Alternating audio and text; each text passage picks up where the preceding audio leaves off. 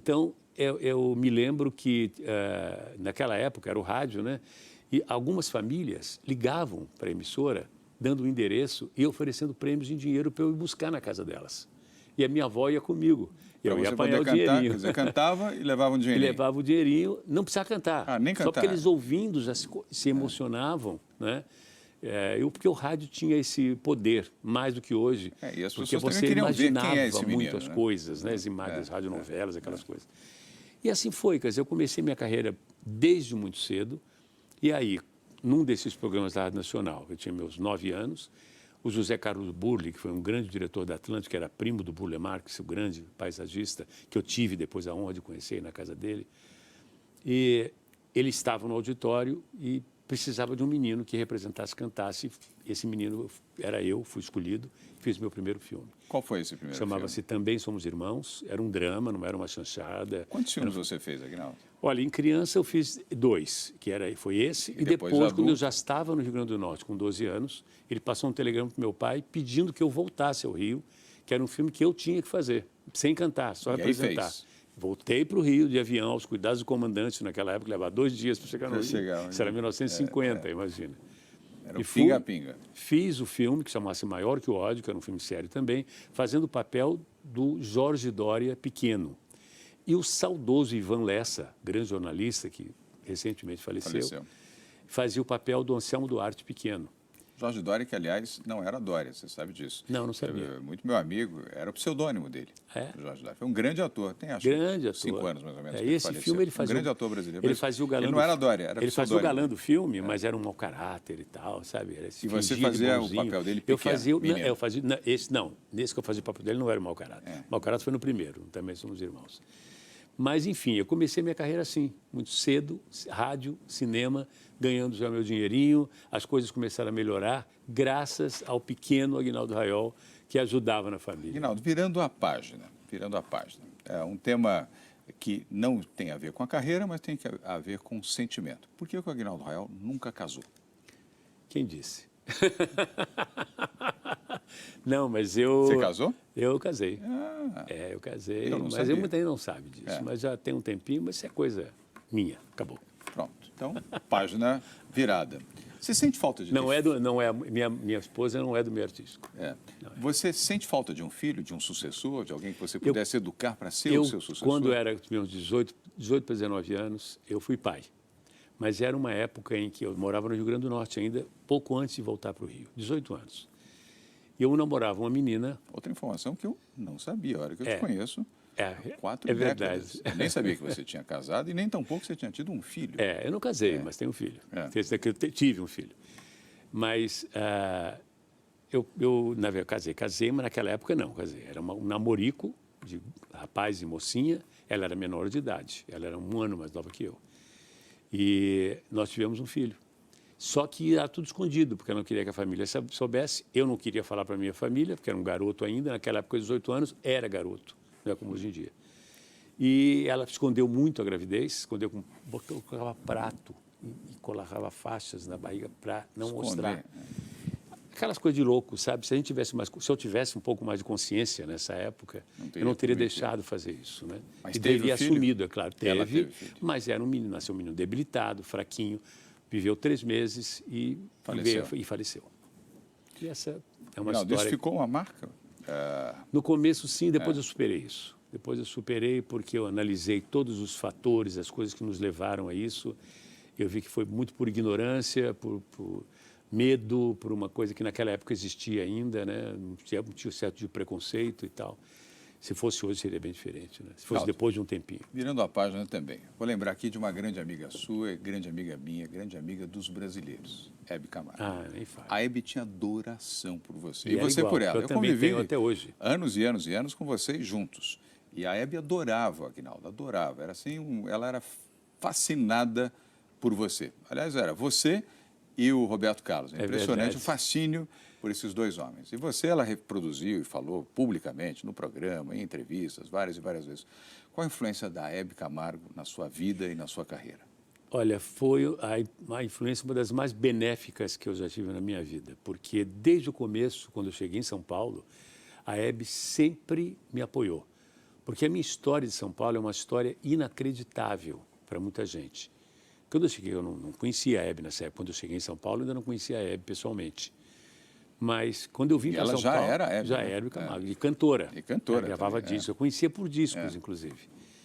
E quando eu vim para São Paulo, eu vim assim, completamente desprovido de qualquer defesa, vamos dizer assim.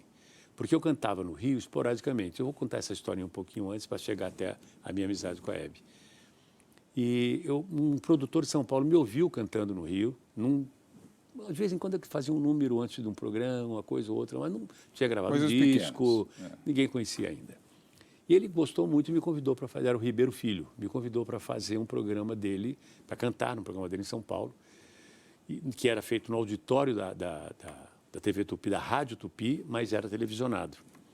E eu vim para São Paulo pela primeira vez no dia 12 de outubro de 1957. Eu conto minha carreira a partir daí. Por quê? Porque foi nesse dia que aconteceu tudo. No mesmo dia. Eu cantei a primeira música, o auditório foi apresentado como uma promessa, um cantor que estava começando, ninguém conhecia, não tinha disco, nada disso. Cantei, as pessoas me receberam muito bem. Quando eu estava esperando na coxinha, depois do comercial, para fazer outro número, veio um rapazinho para mim, chegou assim, para mim e falou assim, quando você acabar de cantar o segundo número, vai na minha sala que eu quero falar com você. Eu falei, eu vou, mas desculpa, eu não te conheço, como é que você se chama? Primeira vez que eu venho em São Paulo. Ele falou, eu sou o Cassiano Gabus Mendes, sou diretor artístico da Tupi, quero falar com você. Eu fiquei meio assim, eu não sabia, não conhecia o Cassiano, porque eu estava começando em tudo, né? Acabei de cantar e fui na sala dele. Cheguei, abri a porta, entrei, ele nem falou, senta, boa noite, nada. Ele chegou e falou assim, quer fazer um programa seu de televisão aqui? Eu quero lançar você na televisão. Eu escrevo, eu dirijo, eu corto, faço tudo. Foi assim que eu no dia 12 de outubro de 1957. E aí já veio o programa na sequência? Em sequência, eu comecei a fazer o programa. Até março de 58, não tinha gravado nenhum disco, mas já tinha o meu programa de televisão. E a Hebe nesse contexto? E aí, depois dessa época da Tupi, é que eu vim a conhecer pessoalmente a Hebe, aqui em São Paulo. Ficamos grandes amigos. A Hebe sempre foi...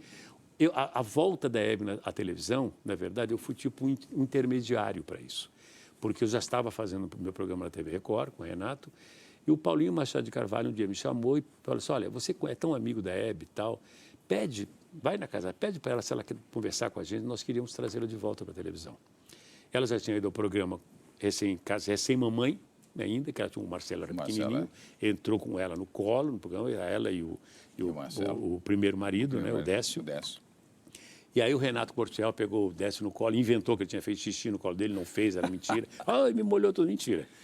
E assim foi. Aí o Paulo me pediu, eu fui na casa dela, falei com ela e ela aceitou conversar e assim foi a volta da Hebe para a televisão. E a Hebe foi uma dessas pessoas que quem conheceu a Hebe, que teve esse privilégio de conhecer a Hebe... verdade. Quem conheceu foi um privilégio. É um privilégio e jamais vai esquecer de Hebe Camargo, jamais. E ela faz muita falta.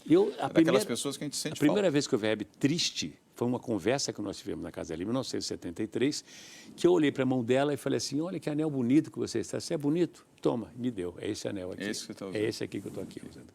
Ela está escrito Love, amor. E eu uso até hoje, desde 1973. Olha que linda história, que linda história. Hebe, você deve estar assistindo aí, porque você... E dando risada, né? Aquela gargalhada dela. Fala, não fala que faz tanto tempo. Não revela, não revela, não revela.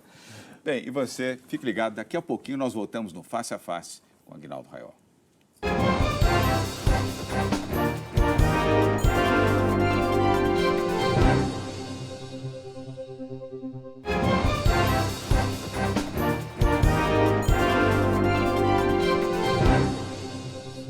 Voltamos ao Face a Face com Aguinaldo Raiol. Aguinaldo, você sempre teve uma relação religiosa muito forte. Você canta Ave Maria como um Deus, rigorosamente como um Deus. Você fala com Deus? Todos os dias. Eu acho que, orações, mesmo que as pessoas não percebam, como nós somos criaturas dele, eu acho que, mesmo sem sentir, você conversa com ele. Né? Mas nas minhas orações, eu faço oração todo dia, todas as minhas orações todos os dias. Mas não simplesmente só pelas orações. Eu acho que a gente fala com Deus, isso é opinião minha, né? Quando a gente trabalha, quando a gente tem coisas boas na vida, quando as coisas acontecem da maneira que a gente almejava que fosse assim, quando a gente tem momentos difíceis, né?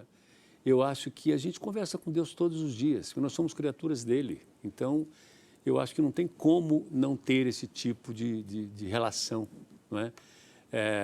Antigamente, se a gente fosse falar isso, provavelmente seríamos queimados na fogueira, né? Porque, não, isso é heresia, falar com Deus. Mas nós falamos com Deus pelos atos que nós fazemos, pelas coisas que a gente faz. Tudo aquilo que você fizer na vida, você faz de teu coração, né, de tua vontade, do teu trabalho, o esforço que a gente faz na vida toda pelo trabalho, para conseguir as coisas que a gente almeja na vida, que a vida sem propósito não é vida, não, você não tem razão de viver. Eu acho que você tem que ter propósitos de vida sempre, né? Rinaldo, a Isso religião, é muito importante. essa sua fé, essa sua confiança em Deus, já salvou você? Você já teve uma situação drástica, dramática de vida, onde você foi salvo? Na verdade, eu sou muito devoto de Santa Teresinha do Menino Jesus. E isso por quê? E até então, né, pelo fato que eu vou contar, não era. Mas eu estava fazendo isso nos anos 70, estava fazendo uma excursão pelo Sul, e eram shows quase que diários, era muito corrido, e tudo de carro, para lá e para cá e tal. E o último show já seria mais ou menos o 10º que eu estava fazendo, ou mais. No dia que tinha que fazer o show, eu acordei com uma faringite, tudo inflamado, não conseguia falar.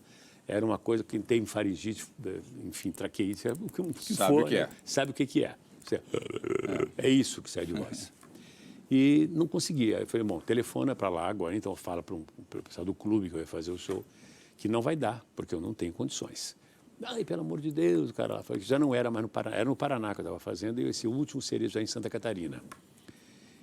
E ele disse, pelo amor de Deus, o número que não vai cantar, vem aqui só, para mostrar para as pessoas que eu não podia, né? Eu falei, tá bom, vamos, né? Mas eu tinha ganho num dia anterior um maço de rosas vermelhas muito bonito. Eu falei, vai murchar no meio do caminho, então é uma judiação. Eu me lembrei na hora de Santa Teresinha, porque ela é conhecida como Santa das Rosas. Eu falei, eu vou oferecer numa primeira igreja que a gente vê no caminho, que está vou parar e oferecer para ela. Mas fui, não tinha igreja nenhuma no meio do caminho. Quando estávamos quase chegando, eu olhei, tinha uma estradinha de terra, inclusive, de barro batido, tinha uma capelinha de madeira, muito pequenininha. Eu falei, olha, vale a intenção. Eu vou deixar aqui oferecido para ela. Pedir ajuda, pedir que a gente volte bem e tal, né? Que eu me proteja, que eu melhore, né, e tal. Entrei na capelinha. Quando eu entrei, que eu olho para a minha direita, a primeira coisa que eu vejo é uma imagem de Santa Teresinha. Eu coloquei as rosas lá, orei para ela, fez e tal, saí.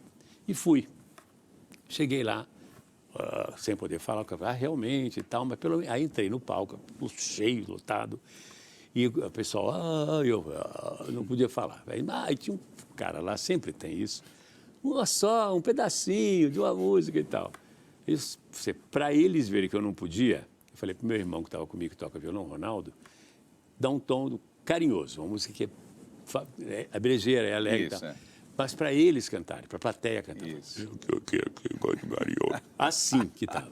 E aí eu puxei meu coração, aí meu coração, não sei, porque todo mundo começou a cantar.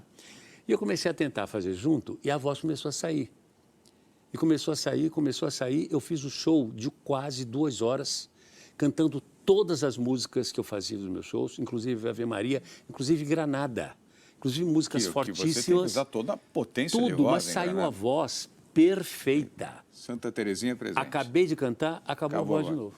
Então, isso foi um milagre que eu recebi. Santa Teresinha. Com certeza. E olha, para finalizar, queria mostrar aqui para vocês, quase que em primeira mão. É em primeira mão. Ops, não é quase aqui, não, é em primeira mesmo. Concerto de Natal, Aguinaldo Raiol, com Rony Von e Daniel. Eu estava lá, eu assisti a apresentação, ele gravou na Igreja Nossa Senhora do Brasil. E aqui eu vou pedir para nós terminarmos com Ave Maria. Com certeza. Ave Maria de Schubert, que eu canto aqui. Estiveram lá comigo, como você disse. O CD é espetacular. Daniel, Rony Von. Espetacular. A menina que canta ali do soprano, a Mayra. Aqui é Giovana Mayra, Roberto Seresteiro. É espetacular. O Marcelo Nogueira, rapaz que faz o Aguinaldo Raiol no teatro. Mas é um momento sublime, com alma, com coração. Obrigado, meu amigo. Com fé. Muito obrigado, meu amigo. Obrigado. Com todas as coisas boas que você construiu na sua vida. E ainda vai fazer. Amém. Ainda Amém. vai construir. Amém. Vocês assistiram agora essa emocionante entrevista com este grande Aguinaldo Raiol. Muito obrigado. Obrigado, viu? Obrigado, Deus Seja pague sempre. muito feliz. Obrigado a todos nós. Muito feliz. Beijo grande para você, para toda a Obrigado, família. e a Viu? você também. Beijão para vocês. O programa Face a Face chega ao fim. Semana que vem tem mais. Obrigado por sua audiência. Tchau. Ah, que coisa boa, que bom.